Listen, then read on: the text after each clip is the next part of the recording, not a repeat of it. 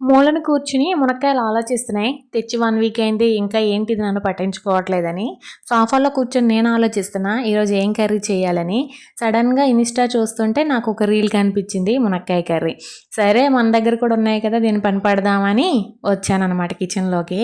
అయితే మీరు ఏదైనా కర్రీ గానీ, రెసిపీ గానీ మీకు రాకపోతే యూట్యూబ్ చూసి ఫాలో అవుతారా? మీ ఓన్ రెసిపీసు లేకపోతే మీకు తెలిసిన వాళ్ళని కనుక్కుంటారా?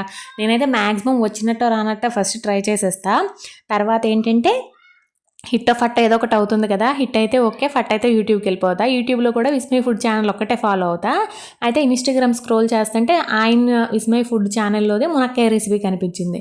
సరే ఇంక చూసేసి ఫాలో అయిపోదాం అని చెప్పి ఫాలో అయిపోయాను. Same as it is follow అవ్వలేదు. కొన్ని మార్పులు, చేర్పులు చేసి ఇది నా స్టైల్‌లోకి తీసుకొచ్చేసా. కర్రీ మాత్రం కమ్మగా మంచిగా బావుంది. మీకు కూడా నచ్చితే మీరు కూడా ఒకసారి ట్రై చేయండి. Thank you for watching. Bye. Video నచ్చితే లైక్ చేయండి, షేర్ చేయండి, సబ్స్క్రైబ్ చేయండి.